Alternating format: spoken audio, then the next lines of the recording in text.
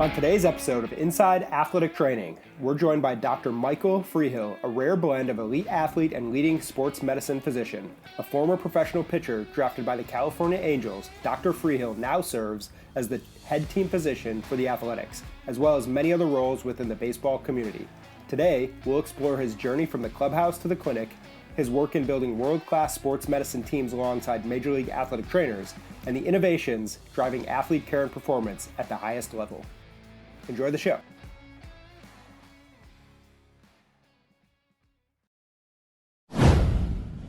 All right, Dr. Freehill, welcome to the Inside Athletic Training Podcast. We're excited to have you on for episode 101 of the show.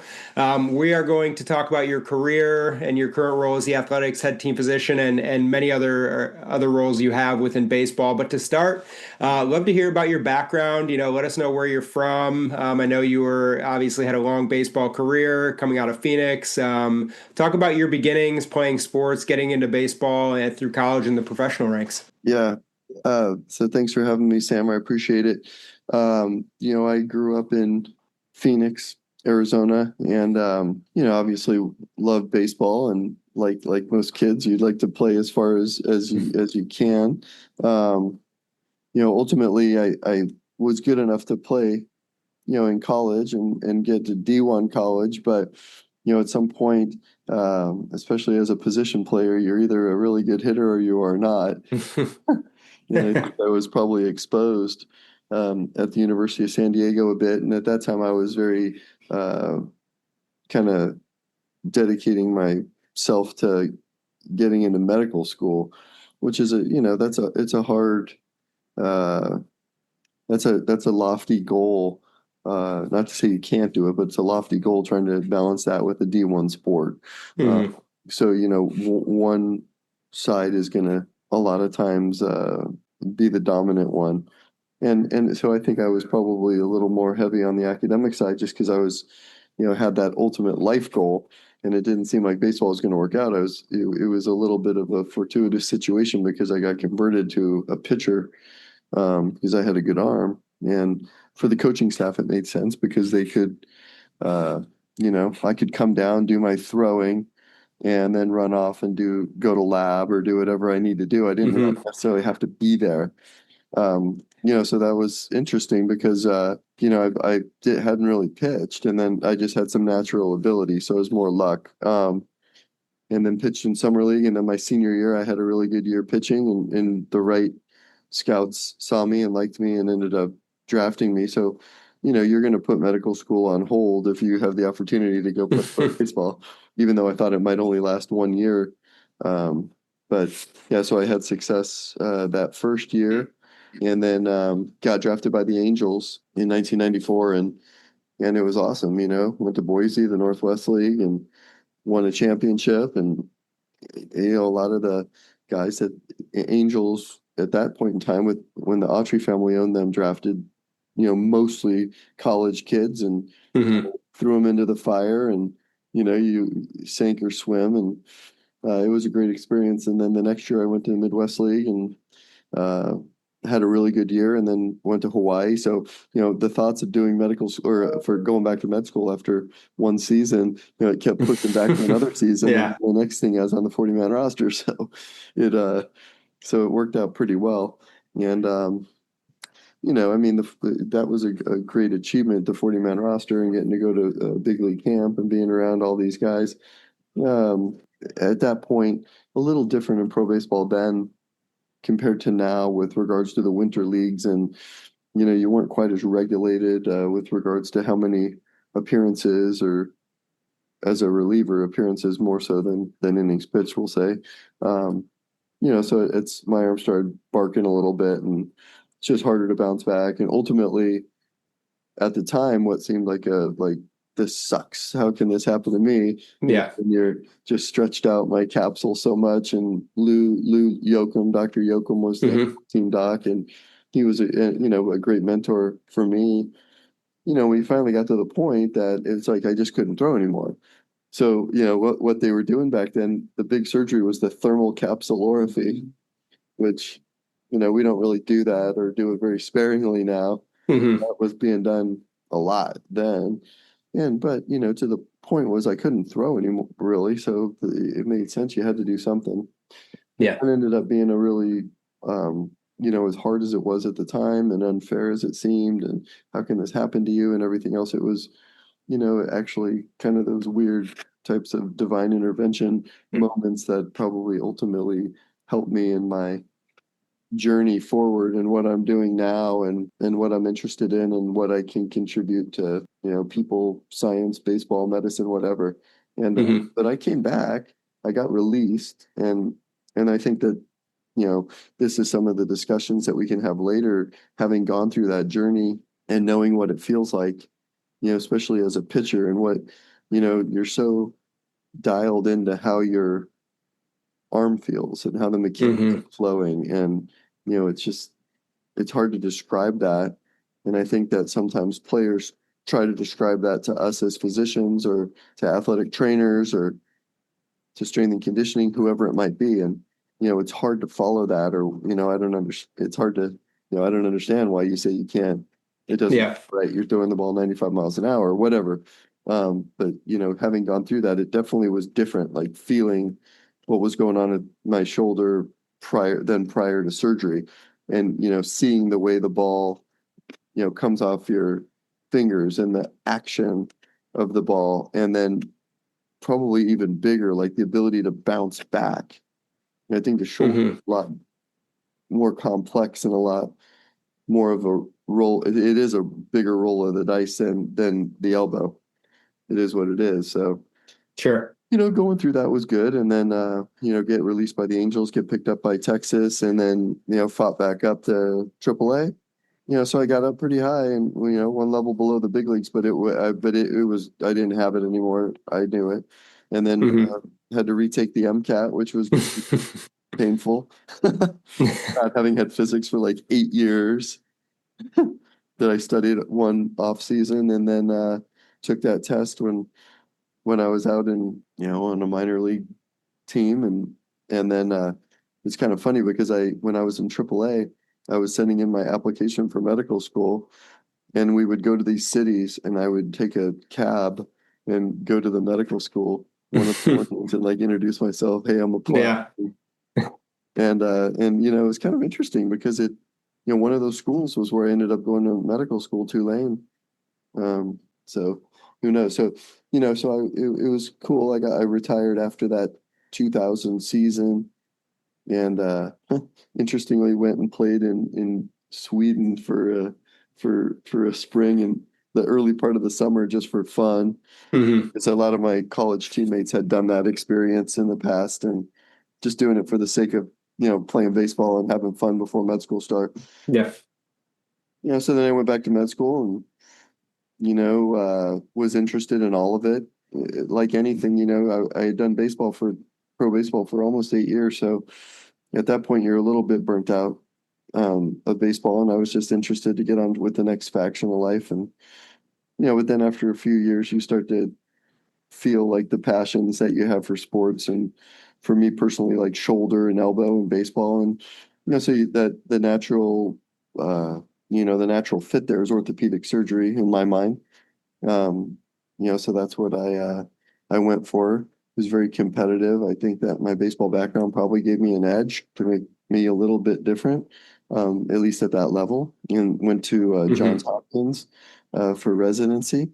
And I was really fortunate there because at that time, Hopkins was taking care of the Orioles, and those were my mentors. And I was really lucky to, cross paths with Brian Ebel and Richie Bancels, who were like, incredible athletic trainers and incredibly thought of and just so experienced. And they were so like cordial and welcoming. And, we did some really cool studies early on, kind of looking at some stuff that a lot of people hadn't. So that was kind of my indoctrination back into baseball, if you will.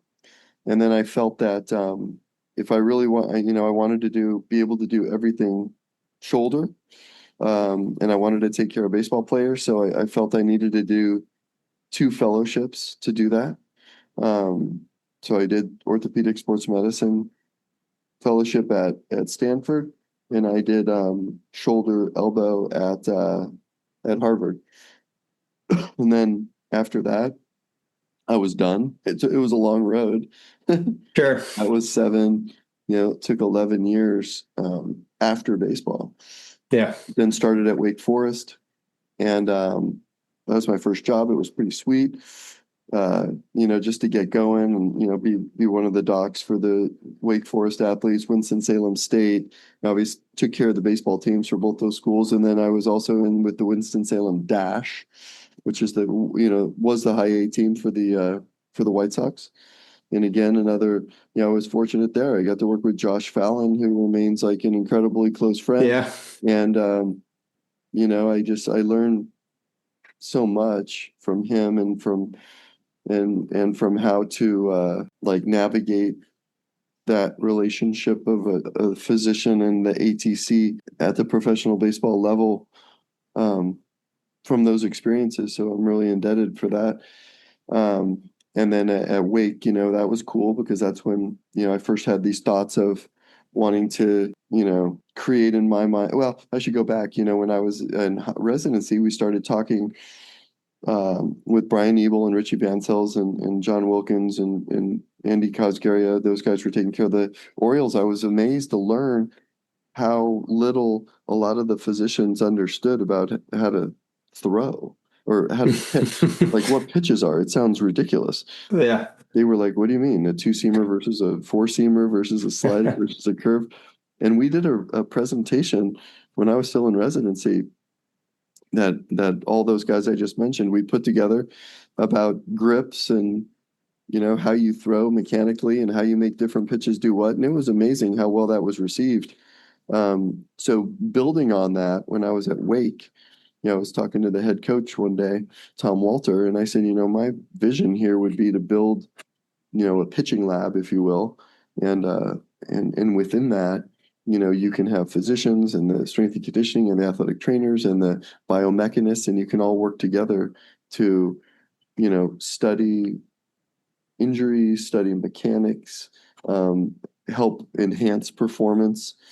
And that was the early development or the earliest talks of that building out that pitching lab at Wake Forest. So, and that's gone on to be pretty well known, I would say. Mm-hmm. And then I went on to Michigan from there. I needed to keep climbing up the academic ladder, I felt, which is what you do. And the goal was always the one place we wanted to get back to was Stanford. And I needed to build that, keep building. It's kind of like, I don't want to say working through the minor leagues because those are good play, but you want to get to the highest point you can get to. And that's just what academics is, much like anything else in life. And I had some really good opportunities, and Michigan was a great one. It's a great place to raise a family. It's a great academic institution.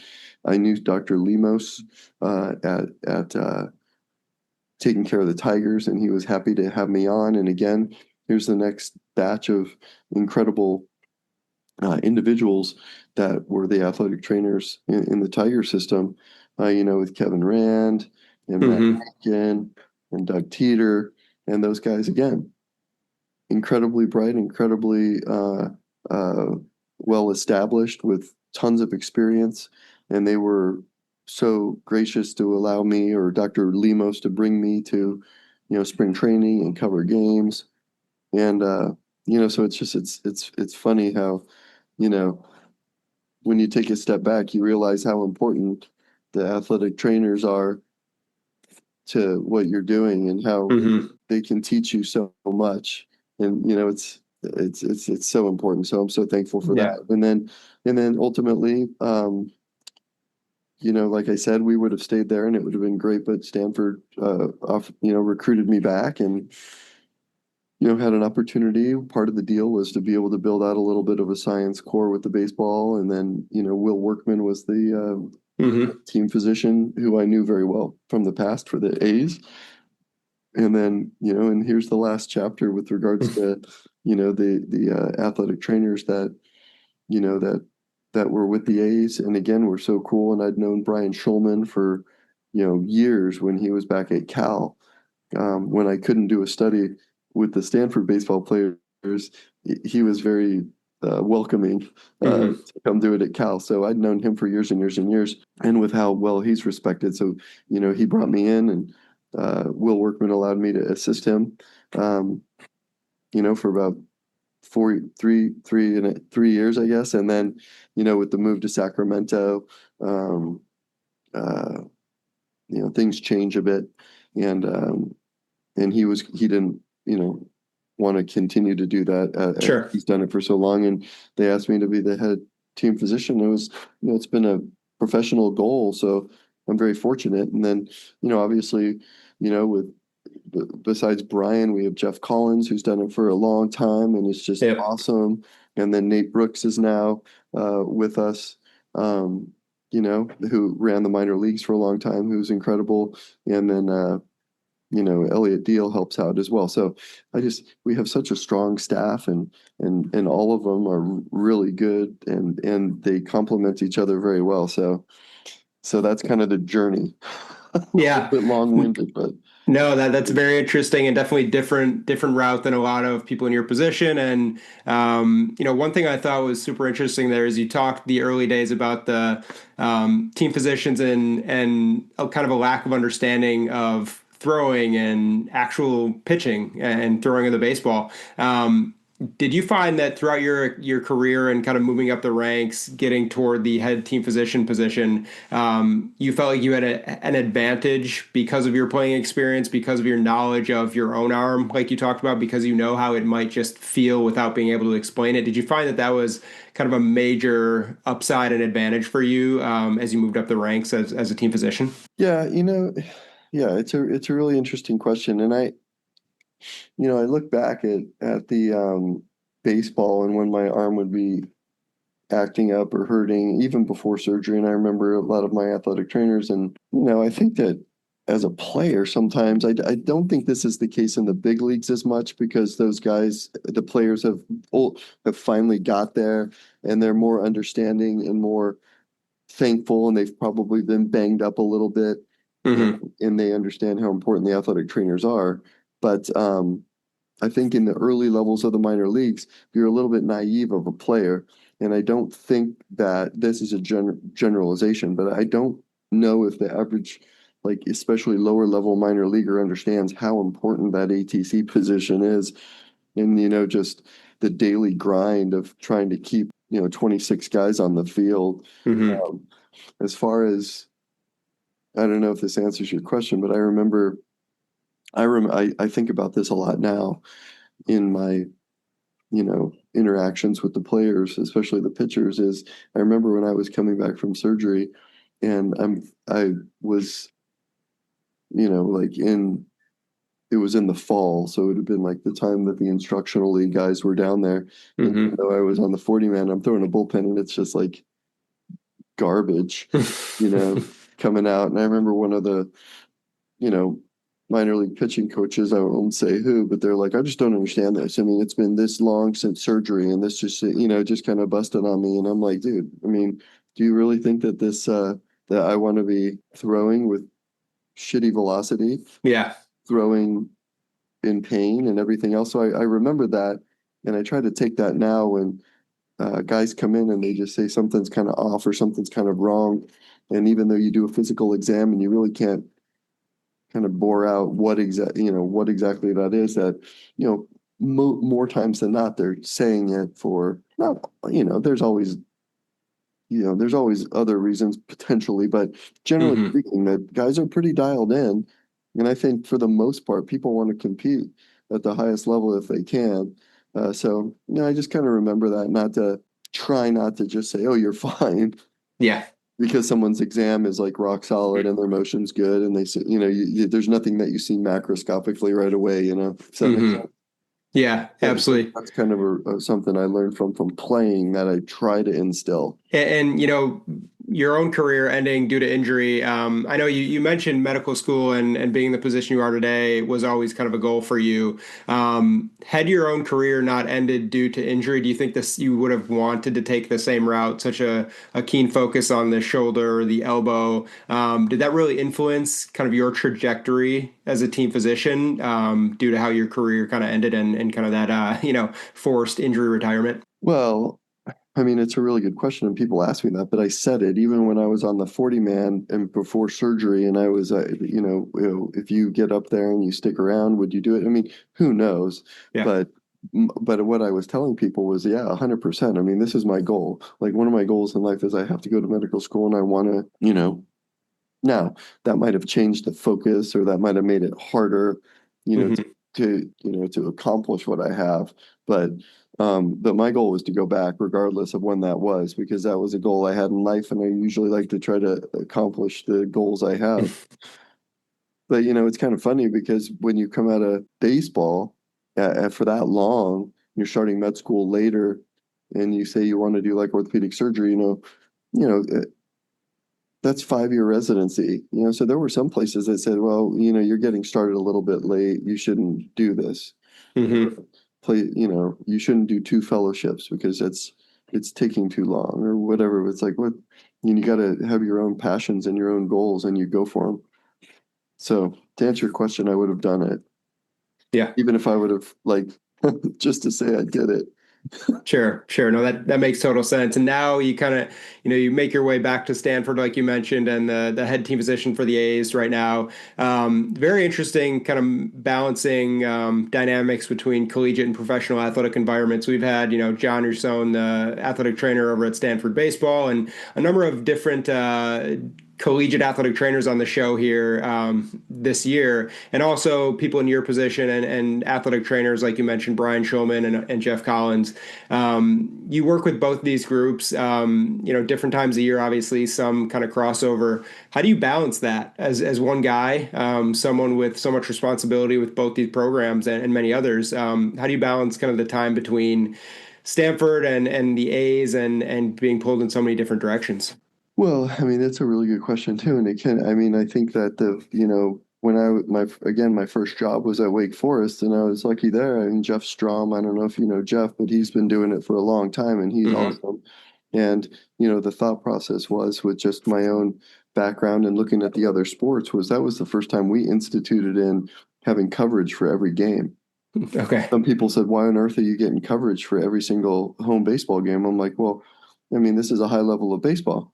And I can tell you from my experiences that, the athletic trainer is really going to appreciate a doctor being around. The players are going to appreciate it. The coaches are going to appreciate it. You're going to be able to, get a lead on diagnosing things at, Hmm. time zero, get the ball rolling. You're not waiting until that night to call the doctor. Can we get in the next day? And you're just wasting time, you know, while, but you're putting on your website or whatever that you take care of the team, but it's like not what's best for the team. You know what I'm saying? Yeah. So we did that at Wake, and I was with Jeff Strom, and balanced things very well. And then, ultimately, now when I'm at Stanford, it's the same thing with John Ursone, who's done it for a long time Yep. and it has a incredible experience and he had great mentors when he went through with his professional baseball training, and now is at a place like Stanford. And I think that he runs things much like a professional organization, and I like to think that I try to as well.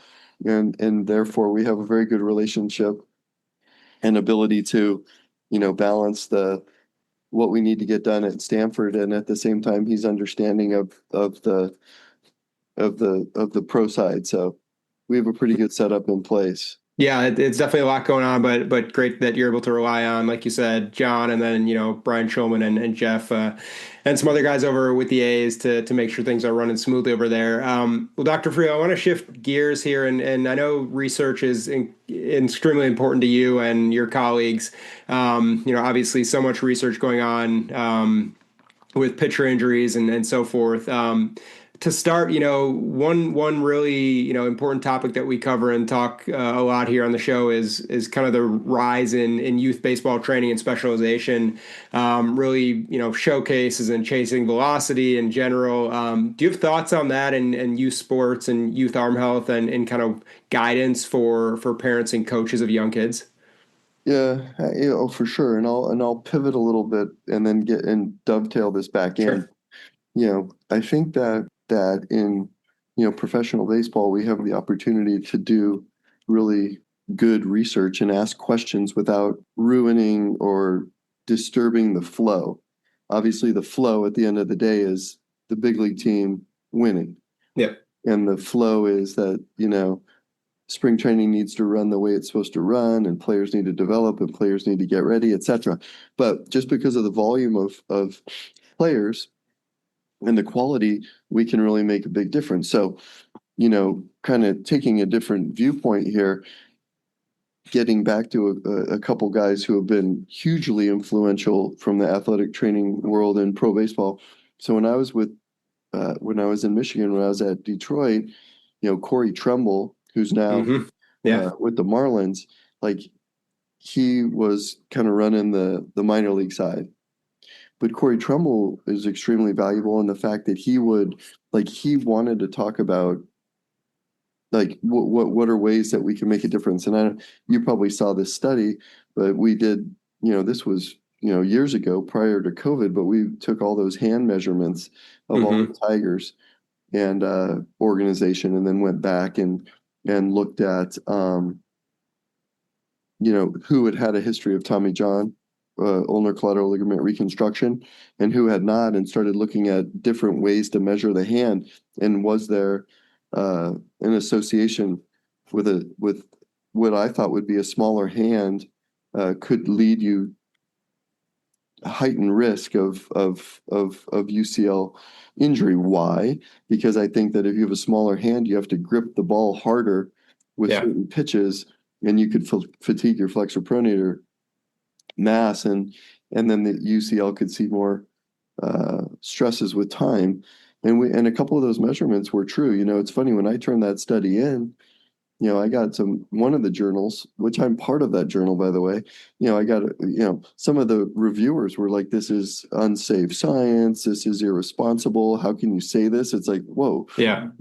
How can I say this? Well, first of all, I threw ball for a living.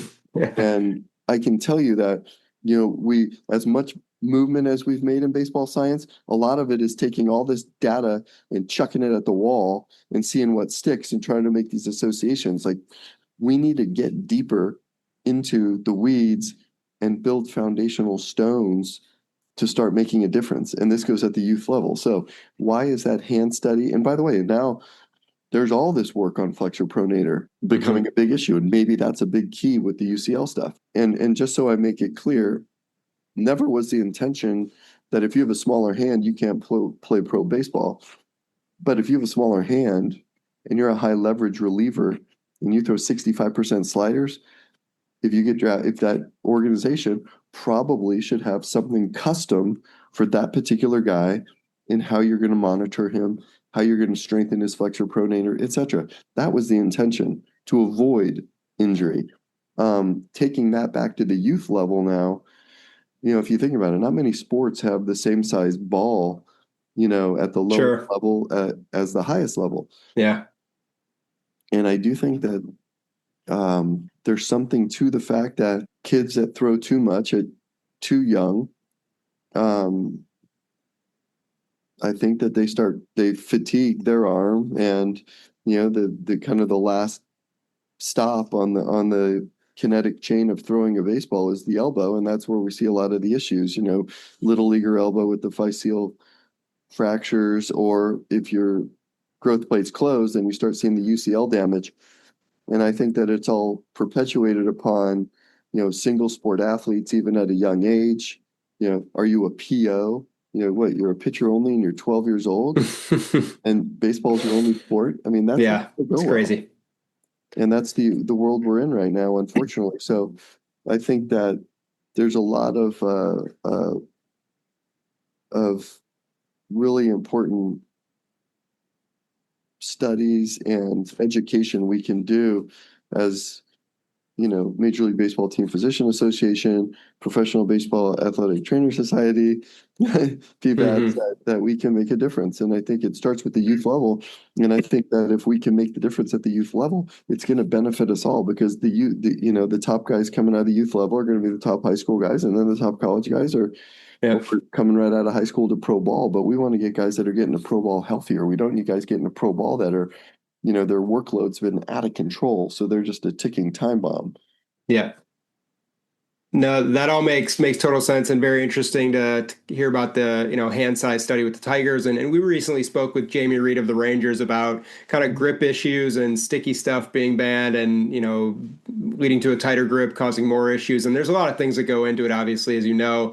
I do want to talk to you a bit about the Major League Baseball study from 2024 that cited kind of the rise of UCL injuries caused by, I think it was three things: chasing higher velocity, development of better stuff, and also too much max effort training. There were a number of athletic trainers and team doctors and players, and everyone cited in the study. Do you kind of agree with that information?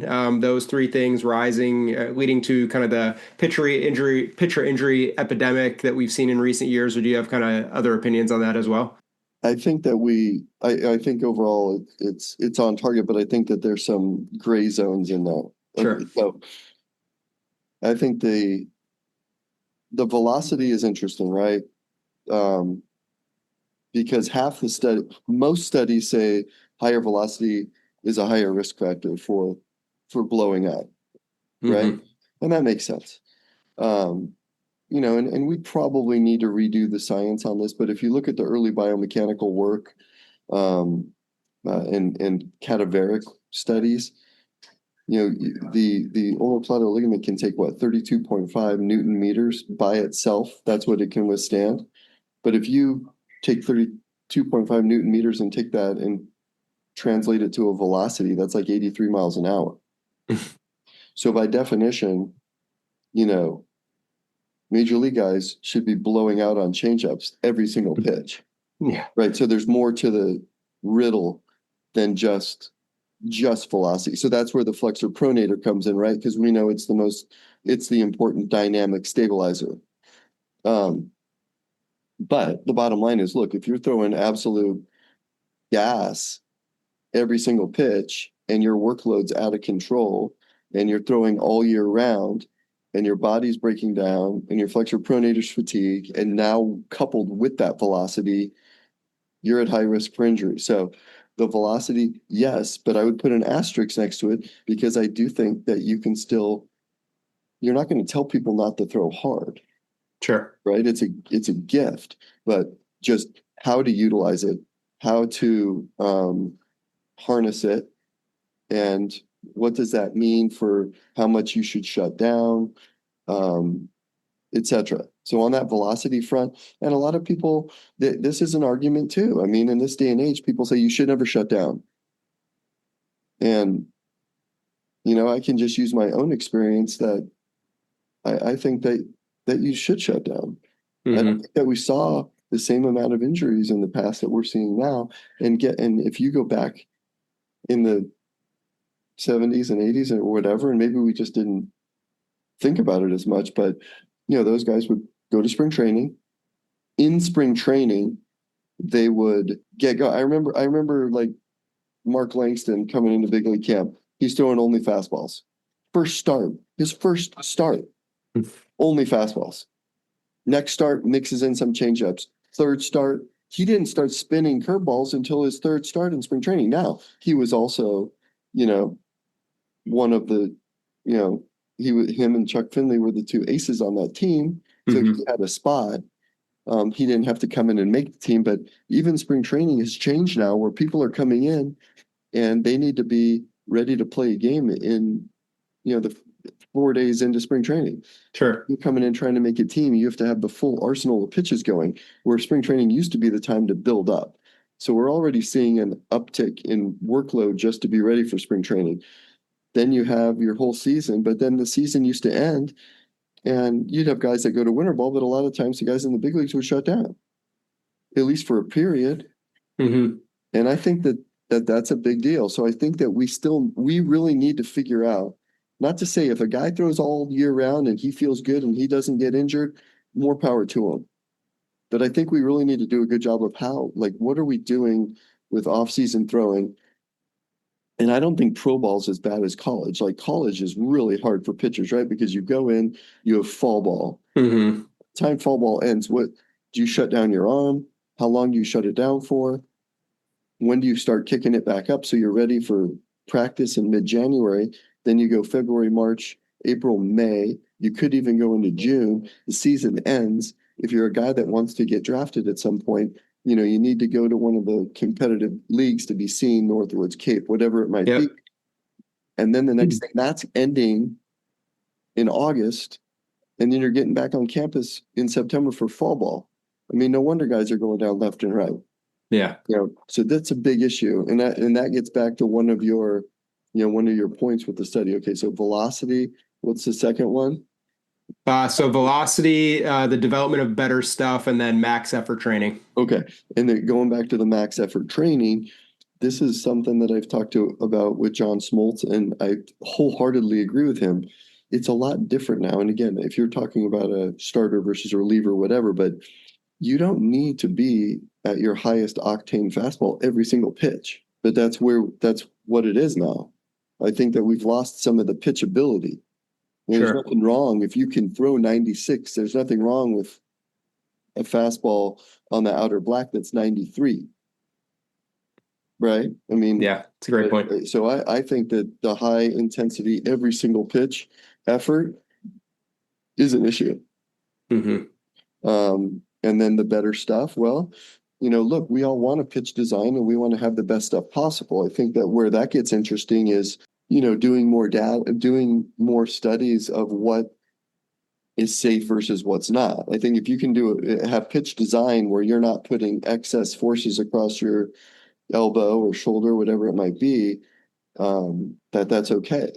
But if you are pitch designing and your mechanics are changing, or you're doing something with your fingers where you are firing the flexor pronator in an unsafe fashion, or whatever or fatiguing it too quick, then that could be risky too. So I think that we have it's an interesting time, because I think pitch design is really going to help the performance and the success for pitchers getting hitters out. But we have to be cognizant of the flip side to it. And, we get into spin rate, look, if you throw a fastball you want higher spin rate, a four-seam fastball, that makes sense. If you throw a slider, you want higher spin rate. But what's spin rate mean on a curveball? I don't know. What's spin rate mean on a two-seamer? I don't know. Here's a two-seamer, has really good action. Here's the spin rate. You throw another two-seamer, it's got even higher spin rate. People get all excited. It's like, is that good? The higher spin rate probably flattened that two-seamer out. So I think that sometimes we just look at these raw numbers, but the raw numbers for you might be different than the raw numbers for me, and what translates to the efficacy of a pitch and the efficacy of performance. That's a long-winded answer, but this is kind of where I think about this stuff. I think it's very complex, and we need foundational stones of building on this. Sure. One thing that I do think, and I know MLB is behind this, and I'm certainly behind it, but I think there needs to be mandatory times built in where, getting back to the youth, that, youth all the way up to college, that this is a dead period. Because I think there's a lot of people that are just making money off family, kids, and saying that you should be throwing all year round, and they know that that's not right. I think that, mid-October to mid-January, make it a dead period for those age groups, or mid-October to the new year. And you have an agreement that MLB scouts aren't going to be at any showcases or anything in that time period. Colleges say, you know what, we're not going to go to anywhere in that. And then you basically drown out all those types of events that are money grabs. And, no high school kid needs to be throwing full tilt in November or December at some showcase. I don't get that. I think that that's a big problem with the youth market. Yeah, I agree. And I think, the commercialization of baseball and selling the dream to parents, and, perfect game, and so many showcases where you're going to be, max effort maybe in November for no reason is definitely a detriment. And again, but, if parents have kids who want to play at the next level and they're talented, they're going to show up there and show people and scouts what they can do. So that's definitely an interesting conundrum there within the game of baseball. Well, Dr. Freehill, a lot of the conversation we've had so far surrounding injuries and elbow and shoulder kind of leads back to you, but also the athletic trainer. For example, with the A's, Jeff Collins, Brian Showman, Nate Brooks, Elliot Deal, and the guys over there. I want to hear from you about what you believe a strong, effective partnership between team physicians and athletic trainers in Major League Baseball looks like, whether that's on a daily basis or what you think are the most important aspects like communication, philosophy. What kind of makes a good group in building kind of the perfect and most successful sports medicine team? Yeah, no, I think that's an awesome question, and I think that's one of the most important aspects. I think that, you know, you can have. I think if either side is too strong um, with the other, then you could have it's difficult for the relationship.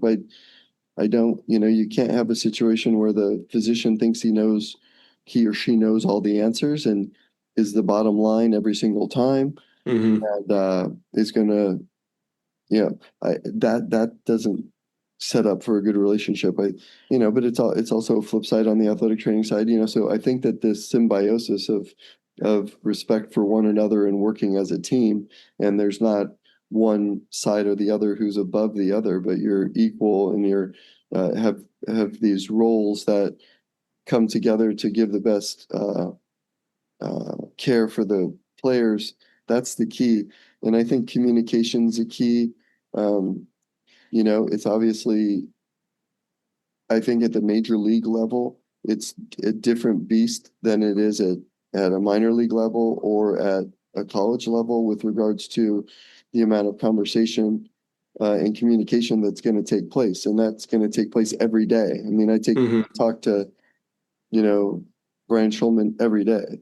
Yeah. And, Brian didn't go on the last road trip, and Jeff and I talked so it's so you have to be available. And obviously they know the days that I'm in clinic or surgery, so you might not be instantly available, but for the most part you're available. And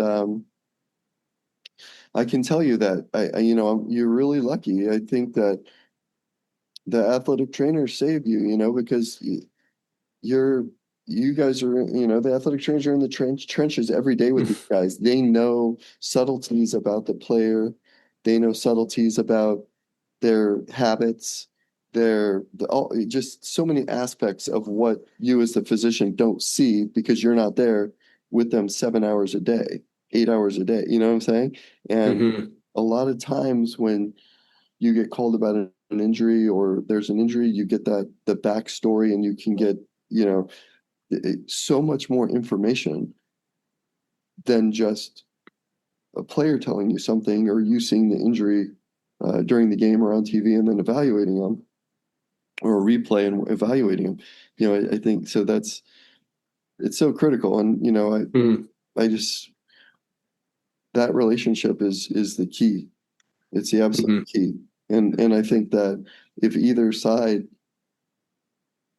doesn't get along or isn't respectful towards the other, it ends up being to the detriment of the players, quite frankly. Hmm. And diving a little deeper into that, with injuries in game that you see or the athletic trainer sees, how do you guys strike the right balance between kind of your judgment as the head team physician, but also the athletic trainer's input on what he's seeing or what he saw during the game? Do you guys have a formula or kind of just have conversations? How do you strike the balance of, like you said before, one group not being so much stronger than the other? Yeah, I mean, that's a really good question, but a lot of times the front line I would say, is the athletic training staff. Hmm. Um, Even at a home game that you're there, because if something happens, even though you might see something happen, they're going to be with the player first, Yeah. and they're going to kind of get that story. They're going to, call you in, or you're going to meet them in the locker room. But and I don't, everybody probably does it a little bit different, but, I'm always going to meet with the athletic trainer first Sure. and get some ideas and thoughts on, what they saw, what their thoughts are initially. So we're on the same page.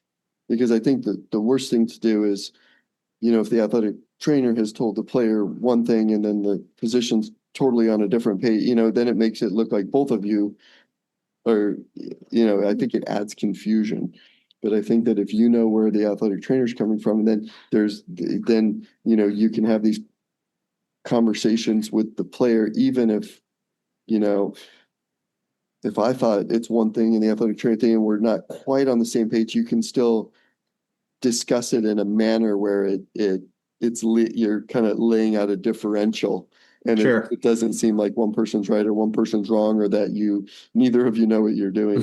Sure. So I think that's the way that we do it. I always get the background from the ATC first, always, and Hmm. then we see the person together, and a lot of times we'll bang thoughts off each other. Sure. Uh, so I think it's a really healthy way to do it. Yeah. And, obviously there's on field emergencies where things are going to move faster or something like that. But Of course. when speaking with the type of sport that baseball is, that's how we Hmm. blend it. Yeah. And a lot of our listeners, Dr. Freehill, are young athletic trainers, maybe students looking to break into baseball, get their first internship, or just find a way into pro baseball. Are there any traits, in your experience of so much experience working with many different athletic trainers, from, like you mentioned, Corey Tremble back in the day with the Tigers to Josh Fallon to the guys now, any traits that make kind of the best athletic trainer that you prefer to work with, or enjoy working with, or have the most successful working relationship with? Yeah, I mean, I think that, most of the people that are going to get into athletic training at the collegiate level or the pro level are they like baseball. Hmm. Um, Although the seasons probably can get kind of long, but I think that they have a passion for baseball. So I think, making sure that it's kind of like if you're a doctor, you don't want to go into a field that you're really not passionate about. Like if I Sure. was a, you know, urologist, I might not be as excited about it going to work every day as I am. So I think that number one is, if you're an athletic trainer for the younger group, find the sport that turns you on. And that might be Hmm. water polo or that might be baseball, whatever it is. But, and not always do you have that choice when you get in at the university. You might be assigned to certain sports. Yeah. You have to work your way to your sport of preference. But, my thought for the young athletic trainer is like, much like going through the minor leagues or whatever, um, you know, get your experience, but know what your end goal is. And if your end goal is baseball, then that's great. So that would be number one for me. Number two is, I've been fortunate. I named all the guys that I've worked with, and they're Yep. incredible. But I think that they're incredible because I always saw it with the relationships that they had forged with the physicians I knew. And I saw that the way those conversations went, and the respect they had for each other. So I think that an important thing, if you're a young athletic trainer out at a college, find out who the team physician assigned to your team is, and that might be a non-operative doctor and then an orthopedic doctor, and try to carve out a time where you meet with them and kind of how you guys want to work together. What's the best way? Again, it's a lot different if you're taking care of a major league team or you're taking care of Stanford baseball versus if you're at a D3 school, out in a more remote type of a place, where you're not always going to have a doctor around, and you're going to be, as an athletic trainer, covering perhaps multiple sports, and baseball being one of them. I think that it's really important to kind of carve out that relationship with the physician of, okay, how do you want to do this? Like, Sure. how often are you going to come by? What stuff do you want me to contact you about? Because you don't want, to downplay an injury, and then the doc says, well, why didn't you tell me about this? Or as the doc, you don't necessarily need to hear about every single thing. But so I think that the the answer to everything I just said is communication and Hmm. respect for one another. Yeah.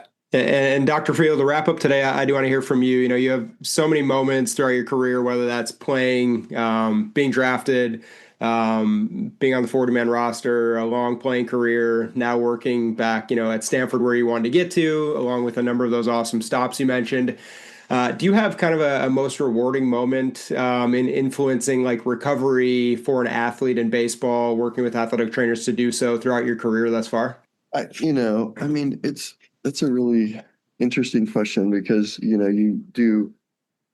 like to think of getting people back from surgery and that's great. But I think that with regards to your question, I think that some of the most rewarding uh, is when you're working hand in hand with the athletic trainer. Um, for instance, a couple years ago, we were in a regional, and one of our players gets banged up and knocked went for a foul ball and banged into the wall.